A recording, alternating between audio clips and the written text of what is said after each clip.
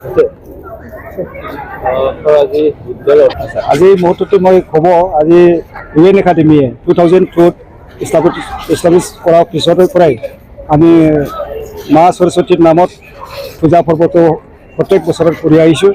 আমাৰ বড়োৰ ভিতৰত যেতিয়া আমি দুটা ফেইডত ষ্টুডেণ্ট ইয়াত দেখিবলৈ পাওঁ, ব্ৰহ্ম আৰু বাথৌ ধৰ্ম ৰিলিজনত ষ্টুডেণ্টছ, সেইকাৰণে আমি তেখেতৰ এই সুবিধাৰ কাৰণে দুইটা মানে মধ্যমেৰে আমি পূজাটো দিওঁ। এই বছৰো আমি বাথৌ ধৰ্ম আৰু ব্ৰহ্ম ধৰ্ম এই দুটা মধ্যমেৰে এইটো পূজাটো কৰিছে।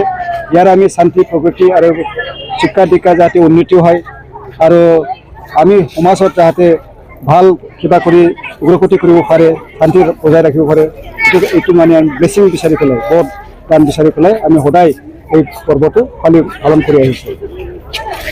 ফিজ টেংকটো এতিয়া আছে 2700, অলপ বেছি আছে, আপ টু নাৰ্চাৰীৰ পৰা ডিগ্ৰীলৈকে, আৰু ক্লাছ 12লৈকে ইয়াত 2500 অলপ বেছি আছে। আমাৰ ডিগ্ৰীত ষ্টুডেণ্টটো অলপ কম। এই হিচাপে আমি দেখিবলৈ পাইছোঁ যে ইউএন একাডেমী আৰম্ভৰ পৰা যি ষ্টুডেণ্টৰ ষ্ট্ৰেংথ ইয়াত মানে এতিয়াও মানে আমি ভাল ৰাখি আছোঁ।